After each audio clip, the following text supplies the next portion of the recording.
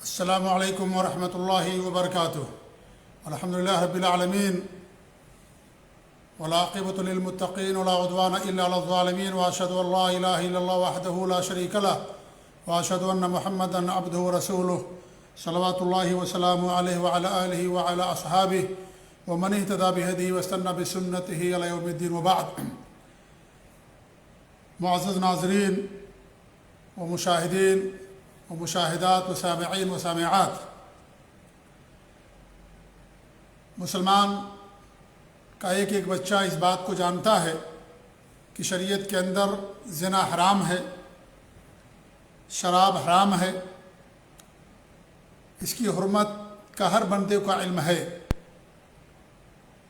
کیونکہ دنیا کا کوئی ایسا مذہب نہیں ہے جس مذہب کے اندر زنا حلال ہو۔ دنیا کے ہر مذہب میں زنا کو حرام قرار دیا گیا ہے۔ شراب یہ ام الخبائث ہے، بہت ساری برائیوں کی بنیاد اور جڑ ہے، اس لیے شریعت نے بھی اس کو حرام قرار دیا ہے۔ اگرچہ زمانے جاہلیت میں یہ دھڑلے کے ساتھ پی جاتی تھی، لوگ نوش کرتے تھے، لیکن اسلام نے اسے ہمیشہ کے لیے حرام کر دیا۔ تو یہ چیزیں حرام اسلام کے اندر۔ ایسے ہی ریشم کا کپڑا مردوں کے لیے حرام ہے۔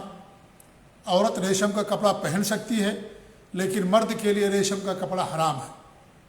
آپ اس سے اندازہ لگا سکتے ہیں کہ دین ہماری عقلوں کی بنیاد پر نہیں ہے۔ آپ یہ کہہ سکتے ہیں کہ ریشم کیوں مردوں کے لیے حرام کر دیا گیا، اس کے اندر کیا قباحت ہے، اس کے اندر کیا برائی ہے، وہ بھی ایک کپڑا ہے جیسے عام کپڑے ہوتے ہیں، تو آخر ریشم کیوں مردوں کے لیے حرام جبکہ عورتوں کے لیے حلال؟ ایسے آپ دیکھیں گے کہ سونا مردوں کے لیے حرام ہے، عورتوں کے لیے حلال ہے۔ مرد چاندی کی انگوٹھی پہن سکتا ہے، سونے کی انگوٹھی پہننا اس کے لیے حرام ہے۔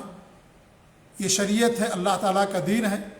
اللہ رب العالمین نے جس چیز کو حرام قرار چاہا اس کو حرام قرار دیا، اور جس چیز کو حلال کرنا چاہا اللہ رب العالمین نے اس کو حلال قرار دیا۔ اللہ تعالیٰ شارع ہے، کوئی اللہ رب العالمین پر اعتراض نہیں کر سکتا۔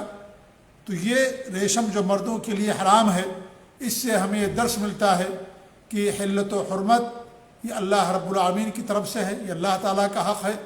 اسلام کے اندر کسی چیز کو حلال اور حرام کرنے کا اختیار اللہ رب العالمین کے پاس ہے، لہٰذا ایک بندہ کسی چیز کو نہ حلال کر سکتا ہے نہ ہی حرام کر سکتا ہے اپنی عقل کے مطابق، اپنی سوچ بوجھ کے مطابق۔ ایسے آپ دیکھیں کہ موسیقی یہ بھی کیا ہے، حرام ہے شریعت کے اندر۔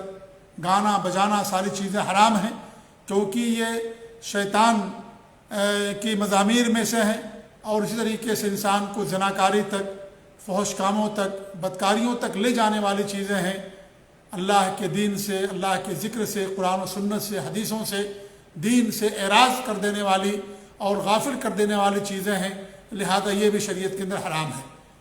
یہاں بتانا مقصد یہ ہے کہ ایک ایسا زمانہ آئے گا کہ لوگ اسے ان حرام چیزوں کو حلال کر لیں گے، اور یہ بھی قیامت کی نشانیوں میں سے ایک نشانی ہے۔ چھوٹی نشانیاں جن کا تذکرہ ہم آپ کے سامنے لگاتار ہفتے میں ایک بار کرتے ہیں، تو یہ بھی قیامت کی نشانیوں میں سے ایک نشانی ہے کہ لوگ زنا کو، شراب کو، ریشم کو مردوں کے لیے، اور گانا بجانا اور موسیقی، ان تمام چیزوں کو اپنے لیے حلال کر لیں گے، اور ان چیزوں کا نام دوسرا رکھ دیں گے۔ ان چیزوں کا نام دوسرا رکھ دیں گے، شراب کا نام کچھ اور رکھ دیں گے۔ ایسے ہی سود ہے، اسے بھی لوگ حلال کر لیں گے، اور سود کا نام کچھ اور رکھ دیں گے۔ لیکن نام بدل دینے سے حقیقت نہیں بدلتی ہے۔ اصل یہ دیکھا جائے گا کہ حقیقت کیا ہے، اس پر حکم لگتا ہے۔ نام بدل دینے سے حقیقت نہیں بدل جاتی۔ جو ہے چیز وہ رہے گی۔ سود ہے، سود ہی رہے گا، چاہے اس کا نام فائدہ رکھ دیا جائے یا اس کا نام انٹرسٹ رکھ دیا جائے۔ گانا ہے، اس کا نام چاہے روحانی غذا رکھ دیا جائے یا اور کوئی نام رکھ دیا جائے، وہ چیز حرام اور ناجائز ہے، ہمیشہ کے لیے حرام رہے گی۔ فرشتے اللہ تعالیٰ کی مخلوق ہیں، نور سے اللہ نے ان کو پیدا کیا۔ مکہ کے مشرکین انہیں اللہ کی بیٹیاں نعوذ باللہ کہتے تھے، تو کیا حقیقت بدل گئی؟ فرشتے فرشتے ہیں۔ حضرت عیسیٰ علیہ السلام اللہ کے بندے اور غلام ہیں، نبی اور رسول، नसरानियों ने उनको अल्लाह का ताला का बेटा करार दिया। क्या नऊज़ बिल्लाह वो अल्लाह ताला का बेटा हो गया? नहीं, वो अल्लाह के बंदे और ग़ुलाम हैं और वही रहेंगे। हज़रत उज़ैर अलैहिस्सलाम अल्लाह के बंदे, अल्लाह के नबी और नबी थे। यहूदियों ने उनको अल्लाह ताला का बेटा कह दिया। क्या वो अल्लाह का बेटा हो गया? नहीं, नाम बदल देने से हकीकत नहीं बदल जाती है, जो हकीकत है वही रहती है। ऐसे ये चीज़ें, चाहे इनका जो भी नाम रख दिया जाए, वो चीज़ें हराम है, शरीयत के दौर क़यामत तक हराम रहेंगी। लोग नफसानी ख्वाहिशात की पैरवी में इन चीज़ों को हलाल कर लेंगे और इनका नाम कुछ और रख देंगे, लेकिन नाम अलग रख देने से कोई चीज़ हलाल नहीं होती है, ना हराम हो जाती है। उसकी हकीकत देखी जाती है, उसके बारे में जो शरीयत का हुक्म है उसे देखा जाता है। लिहाजा नाम बदल देने से कोई चीज़ नहीं बदल जाती।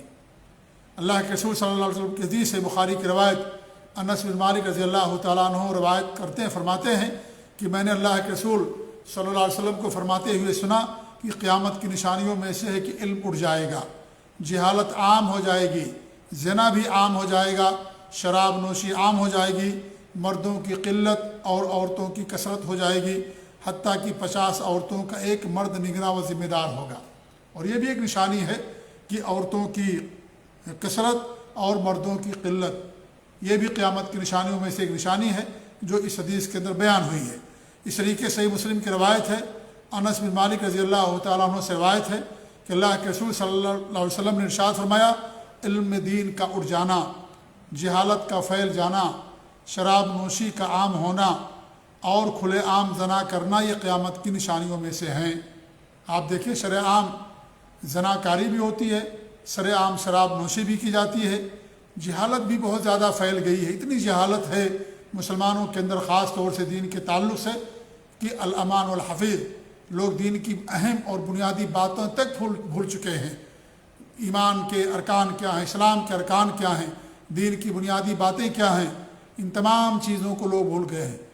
कितने ऐसे लोग हैं कि उन्हें सही तरीक़े से कलिमा पढ़ना भी नहीं आता है, कलमे शहादत भी सही तरीक़े से नहीं पढ़ सकते हैं। यानी जो बुनियादी बातें हैं, जिनकी जहालत किसी के लिए, यानी जिसकी जहालत मुज़िर और नुकसानदेह है, उन चीज़ों के बारे में भी लोगों को इल्म नहीं है। तो यह क़यामत की निशानियों में से एक निशानी है जो पूरी हो चुकी है। इस तरीक़े से अबू आमिर अशरी रज़ियल्लाहु अन्हु फरमाते हैं कि अल्लाह के रसूल सल्लल्लाहु अलैहि वसल्लम से उन्होंने फरमाते हुए सुना कि मेरी उम्मत के कुछ लोग ज़िना, रेशम, शराब और म्यूज़िक को हलाल कर लेंगे। यानी एक ऐसा वक्त आएगा कि लोग उसे हलाल कर लेंगे, कहेंगे हराम नहीं है, क्या है ये हराम नहीं है।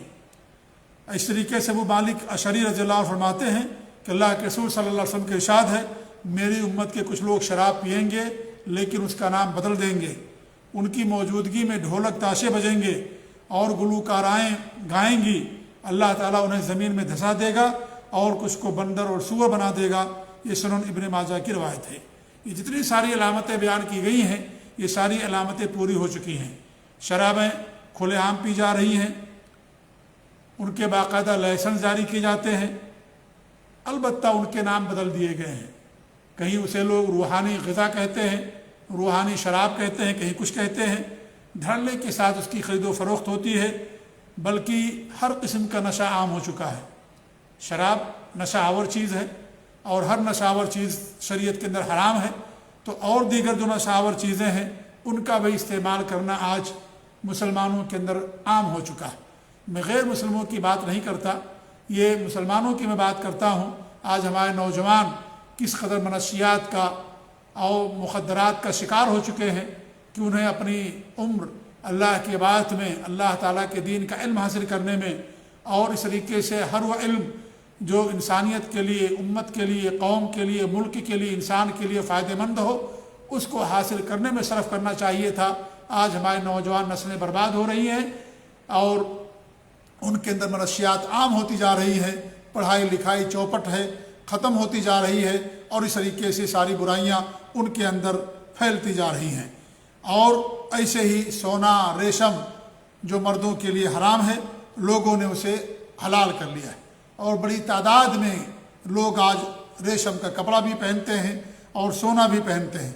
ज़नाकारी भी आम हो चुकी है, उसके अड्डे बाकायदा खोल दिए गए हैं और यही नहीं बल्कि उसकी तरफ ले जाने वाली तमाम चीज़ें لوگوں نے حلال سمجھ رکھی ہیں اور دھڑلے کے ساتھ اس کا استعمال ہوتا ہے، جیسے مخلوط معاشرہ ہے، رقص و سرود کی محفلیں ہیں، ہیجان انگیز تصویریں ہیں، گانے ہیں، فلمیں ہیں، فحش ڈرامے ہیں۔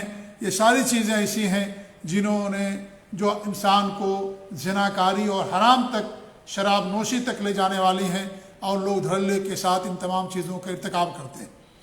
یہی نہیں بلکہ علماء سو نے زناکاری کی ایک نئی شکل، حلالہ کی شکل میں اسے شریعت کا لبادہ اڑھا کر کے اسے بھی حلال ہونے کا سرٹیفکیٹ دے دیا۔ حالانکہ یہ زمانے جاہلیت کے اندر چیز تھی، ہمارے بھی نے ایسے لوگوں پر لعنت بھیجی ہے، ایسے لوگوں کو دھار ساڑھ قرار دیا ہے جو حلالہ کرتے ہیں یا کرواتے ہیں، لا اللہ المحلل والمحلل لہ، حلال کرنے والے، اور جس آدمی کے لیے عورت کو حلال کیا جائے وہ اس پر اللہ رب العالمین کی لعنت ہوتی ہے، نبی کی لعنت ہوتی ہے، فرشتوں کی لعنت ہوتی ہے، سب کی لعنت ہوتی ہے۔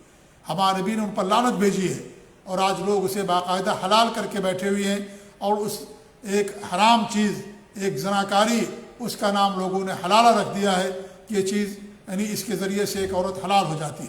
یہ میرے بھائیو حرام ہے شریعت کے اندر، زناکاری ہے، یہ کسی بھی صورت میں حلال نہیں ہے، یہ زمانے جاہلیت کی چیزوں میں سے تھی، اس لیے ہمارے نبی صلی اللہ علیہ وسلم نے اس کو حرام کر دیا۔ یہ بھی زناکاری کی ایک ماڈرن شکل ہے، یہ بھی ایک ناجائز اور حرام شکل ہے، لیکن انہوں نے علماء سو نے اور پیٹ کے پجاری علماء نے اس پر شریعت کا لبادہ اڑھا کر کے اس کو بھی حلال قرار دے دیا۔ یہی نہیں بلکہ اسے اجر و ثواب کا مستحق قرار دیتے ہیں جو نعوذ باللہ اس طرح کی غلط حرکت کرتا ہے۔ ایسے لوگوں کو اللہ تعالیٰ کا خوف کرنا چاہیے، اللہ تعالیٰ سے ڈرنا چاہیے۔ وہ قیامت کے دن اللہ تعالیٰ کے ہاں کیا منہ دکھائیں گے؟ جو لوگوں کی عزتوں کو حلال کرتے ہیں، حرام چیزوں کو حلال کرتے ہیں۔ اللہ کے رسول صلی اللہ علیہ وسلم نے خطبہ دیا تھا حجۃ الوداع کے موقع پر، اور اس میں فرمایا تھا ان دماءکم واعراضکم واموالکم، تمہارے خون، تمہاری عزتیں، تمہارے مال ایک دوسرے پر حرام ہیں۔ ایک عورت، مسلمان عورت کی عزت سے کھلواڑ کرنا کس قدر لوگوں نے شریعت کا نام لے کر کے اسے حلال کر لیا۔ ایک رات کے لیے، 2 رات کے لیے اگر کوئی آدمی اپنی بیوی کو طلاق دے دیتا ہے، ایک مجلس میں 3 طلاق، اسے دوسروں کے پاس بھیجتے ہیں، اور 2-3 دن اس کے پاس رہنے کے بعد پھر اسے اپنے پاس لے کر کے آتے ہیں اور اسے باقاعدہ اپنے لیے حلال سمجھتے ہیں۔ یہ غیرت مر چکی ہے مسلمانوں کی، یہ انتہائی، یعنی یہ اسلام کے نام پر بدنما داغ ہے، ایک دھبا ہے جو آج مسلمانوں کے معاشرے کے اندر یہ چیز پائی جاتی ہے۔ ایسا نہیں کہ یہ چیز ختم ہو گئی میرے بھائیوں، یہ چیز آج مسلم معاشرے کے اندر ایک کلنک ہے، ایک بدنما داغ ہے جو ہمارے معاشرے کے اندر پایا جاتا ہے۔ ایک مجلس کی 3 طلاق ایک ہی ہوتی ہے صحیح قول کے مطابق، لیکن اگر آپ اسے 3 مانتے ہیں تو امت کا ایک طبقہ اس کو 3 مانتا ہے، لیکن حلالہ، یہ جو زناکاری، اسے کسی نے حلال نہیں قرار دیا۔ شریعت کے اندر حرام ہے وہ، کسی بھی مسلک کے اندر، چاہے امام ابو حنیفہ رحمۃ اللہ علیہ ہوں، انہوں نے بھی اس کو حلال نہیں قرار دیا، انہوں نے مکروہ قرار دیا، اور مکروہ امام ابو حنیفہ رحمۃ اللہ علیہ کے نزدیک حرام کے معنی میں۔ پہلے جو لوگ تھے ان کے ہاں مکروہ حرام کے معنی میں ہوتا تھا۔ مکروہ کی اصطلاح جو اب چلی ہے اس زمانے میں وہ اصطلاح نہیں تھی، مکروہ حرام کے معنی میں ہوا کرتا تھا۔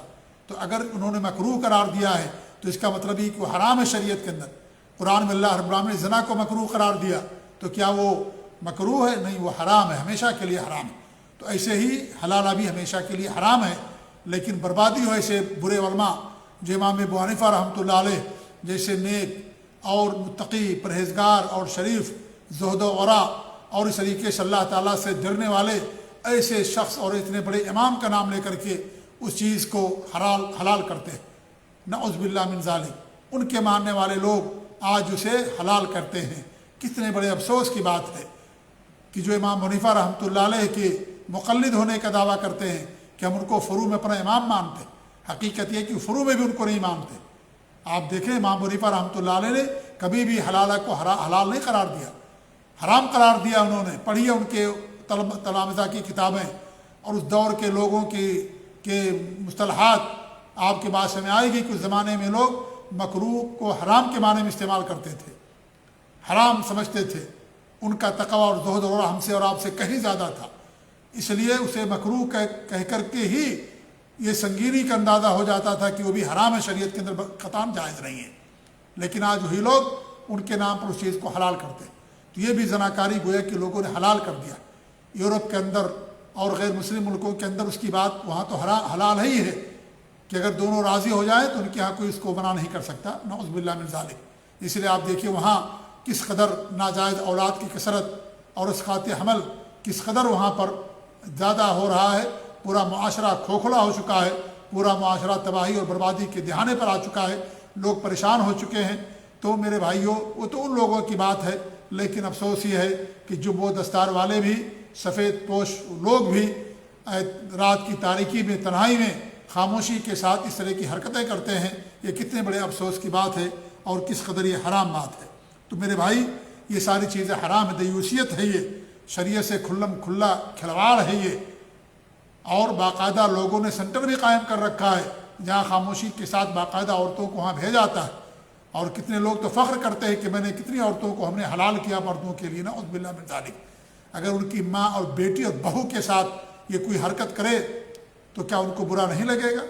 لوگوں کی عزتوں سے کھلواڑ کرنے والے اللہ تعالیٰ کا خوف کھاؤ، قیامت کے دن تمہیں جواب دینا پڑے گا، ایک ایک چیز کا حساب دینا پڑے گا اللہ تعالیٰ کے ہاں۔ اللہ سے ڈرو، ہمیشہ دنیا میں رہنے کے لیے نہیں آئے ہو۔ اللہ کی شریعت کو تم نے مذاق بنا لیا، کھلواڑ بنا لیا، اللہ کے رسول کی حدیثوں کا کھلم کھلا انکار، اور تم نے مذاق اور استہزاء بنا لیا۔ ہمارے بھی لعنت بھیجتے ہیں اور تم کہتے ہو کہ لعنت سے مراد شاید یہاں رحمت ہے، نعوذ باللہ من ذالک۔ کس طریقے سے اللہ کے رسول کی حدیثوں کی منمانی تعویل اور کس قدر غلط معنی بیان کیا جاتا ہے۔ افسوس ہوتا ہے ایسے لوگوں کے اوپر جو دین کو بیچ کر کے لوگوں سے مال بھی لیتے ہیں اور اس طریقے سے جو چیز حرام اس کو حلال کرتے ہیں۔ یہ دیوسیت ہے، حرام چیز ہے شریعت کے اندر، ہمیشہ کے لیے شریعت اس کو حرام قرار دے دیا۔ یہ زمانہ جاہلیت میں کے امور میں سے ہے، اور زمانہ جاہلیت کی چیز ہمیشہ کے لیے شریعت کے اندر حرام کر دی گئی۔ لہذا اللہ تعالیٰ کا خوف کو، اللہ تعالیٰ سے ڈرو، لوگوں کی عزتوں سے کھلواڑ مت کرو، قیامت کے دن جواب دینا پڑے گا تمہیں۔ اللہ تعالیٰ تم سے پوچھے گا، ان کی عزتیں ہمارے اوپر ایک دوسرے کے اوپر ہمیشہ کے لیے حرام کر دی گئی۔ ان کی عزتوں کا پاس و لحاظ رکھو، ان کی پاسداری کرو اور ان کی حفاظت کرو، بجائے اس کے کہ ان کی عزتوں سے کھلواڑ کرنے کے ان کا خیال رکھو۔ یہ دین اسلام نے ہمیں اس چیز کا حکم دیا ہے۔ تو میرے بھائی، میرے دوست، میرے ساتھیوں، میرے سامعین، میرے ناظرین و مشاہدین، یہ چیز آج ہمارے معاشرے کے درائج ہے۔ یہ تمام چیزیں جو شریعت کے اندر حرام تھیں، لوگوں نے اس کو حلال کر لیا۔ یہی نہیں میرے بھائیوں، لوگوں نے شرک کو بھی حلال کر لیا ہے، اور یہ بھی آئے گا انشاءاللہ قیامت کی نشانیوں میں سے ایک نشانی کہ اس وقت تک نہیں ہوگی قیامت جب تک کہ امت کے اندر، مسلمانوں کے اندر شرک پیدا نہیں ہو جائے گا۔ آج لوگ شرک کو حلال کر دیے ہیں، اس کا نام عقیدت، اس کا نام توحید، اس کا نام توسل، اور نہ جانے کیا کیا نام دے کر کے لوگوں نے شرک کو بھی اپنے لیے حلال کر لیا۔ یہ ساری چیزیں انشاءاللہ اگلے درس کے اندر آئیں گے آگے، تو بتانا یہ مقصد ہے کہ یہ بھی قیامت کی نشانیوں میں سے نشانیاں ہیں جو آج ہمارے معاشرے کے اندر پوری ہو چکی ہیں۔ اس طریقے سے مردوں کی قلت اور عورتوں کی کثرت یہ بھی قیامت کی نشانی ہے، جیسا کہ میں نے بیان کیا۔ ابو موسیٰ اشعری رضی اللہ عنہ فرماتے ہیں کہ اللہ کے رسول صلی اللہ علیہ وسلم کے ارشاد ہے، لوگوں پر ایک زمانہ ایسا آئے گا کہ آدمی سونا کا صدقہ لے کر نکلے گا لیکن اسے قبول کرنے والا کوئی نہیں ملے گا، اور ایک مرد کی نگرانی میں 40 عورتیں ہوں گی، اور یہ مردوں کی قلت اور عورتوں کی کثرت کے سبب ہوگا۔ یعنی عورتوں کی زیادہ پیدائش ہوگی، عورتیں زیادہ ہوں گی، اور ایک مرد جو ہے 40 عورتوں کا نگراں ہوگا، ان کے نام نفقے کا مالک ہوگا، ان کی کفالت کرنے والا ہوگا۔ یہ صورتحال ہوگی، یعنی یہ کہ شوہروں کا انتقال ہو جائے گا، یا اس طریقے سے جنگوں کے اندر عورتوں مردوں کی کو قتل کر دیا جاتا ہے۔ تو اس صورت میں عورتوں کی پیدائش تو اسے بھی زیادہ ہے، لیکن اس وجہ سے بھی زیادہ مرد لوگوں کی وفات اور قتل ہو جانے کی بنا پر عورتوں کی کثرت زیادہ ہوگی، یہاں تک کہ ایک مرد 40 عورتوں کا نگراں ہوگا، یعنی ان کا دیکھ بھال کرے گا، ان کا خرچ برداشت کرے گا، اور اس طریقے سے ان پر نام نفقہ، ان کے نام نفقے کا ذمہ دار ہوگا، یا اس طریقے سے ان کی دیکھ بھال کرے گا۔ یہ صورتحال ہو جائے گی۔ ایسے حضرت مالک رضی اللہ عنہ کی حدیث اس سے پہلے میں آپ کے سامنے پیش کر چکا ہوں، جو صحیح بخاری کی روایت ہے کہ آپ نے فرمایا کہ قیامت کی نشانیوں میں سے ہے کہ علم اٹھ جائے گا، جہالت عام ہو جائے گی، زنا عام ہوگا، شراب نوشی عام ہو جائے گی، مردوں کی قلت اور عورتوں کی کثرت ہو جائے گی، حتیٰ کہ 50 عورتوں کا ایک مرد نگراں اور ذمہ دار ہوگا۔ اس کی بیٹیاں ہوں گی، اس کی بہنیں ہوں گی، اس کے خاندان کے لوگ ہوں گے، کوئی مطلقہ ہوگی، کسی نے خلا لے لیا ہوگا، کسی کے شوہر کی وفات ہو گئی ہوگی، کسی کے شوہروں کو قتل کر دیا جائے گا، لہذا ان کا کوئی ان کی دوبارہ شادی نہیں ہو پائے گی، کیونکہ مردوں کی قلت ہوگی اور عورتوں کی کثرت ہوگی، اس لیے ایک مرد 40 عورتوں کا یا 50 عورتوں کا سمجھ لیجیے نگہبان ہوگا اور ذمہ دار ہوگا۔ تو یہ نشانی ابھی تو نہیں پوری ہوئی، لیکن یہ بھی قیامت کی نشانیوں میں سے نشانی ہے جو یقیناً پوری ہوگی، جیسا کہ آپ صلی اللہ علیہ وسلم صادق کے مصدوق ہیں، اور آپ نے جو بھی فرمایا ہے آپ کی باتیں ساری سچی ہیں، اور اس طریقے سے ہر بحرف اسی طریقے ثابت ہوگی جیسا ہمارے نبی صلی اللہ علیہ وسلم نے فرمایا ہے۔ اللہ تعالیٰ دعا کہ اللہ رب العالمین ہمیں حفاظت میں رکھے، اللہ تعالیٰ ہمیں اپنے نبی کی شریعت پر اور دین سنت پر قائم رکھے، اللہ تعالیٰ ہر حرام اور ہر گناہ اور ہر برائی سے اللہ تعالیٰ ہم سب کو محفوظ رکھے، آمین۔ وصلی اللہ علیہ محمد وعلی آلہ وصحبہ اجمعین، وجزاکم اللہ خیر، والسلام علیکم ورحمۃ اللہ وبرکاتہ۔